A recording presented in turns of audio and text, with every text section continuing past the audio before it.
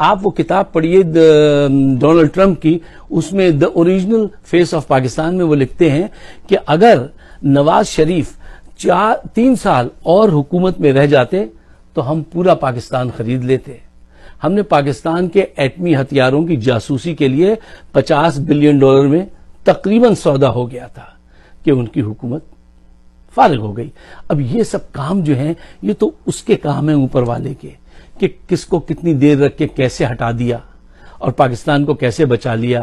آپ پاکستان کی پیدائش سے لے کر آج تک کے واقعات دیکھیے، آپ کو پتہ چلے گا، گواہی ملے گی کہ یہ ملک جو ہے ایک امانت ہے، اور تم امی لوگوں، یہ ملک جو ہے یہ اس کی کوئی قدر ہے اللہ تعالیٰ کے نزدیک جو ایسے ایسے بچاتا ہے.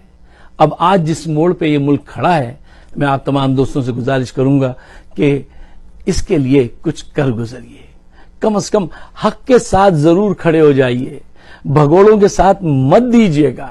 اب آنے والے الیکشن میں عمران خان کو 2/3 میجورٹی سے جتانا ہے. اگر وہ 2/3 میجورٹی سے نہیں جیتیں گے تو کوئی اصلاح نہیں ہو پائے گی. آج دیکھ لیجئے 3 سال ہو گئے، وہ شخص ہر طرف سے پھنسا ہوا ہے، ہر طرف سے پھنسا ہوا ہے، ہر طرف سے بلیک میلنگ جو ہوتی ہے وہ آتی ہے اور وہ شخص اس کو روکتا ہے.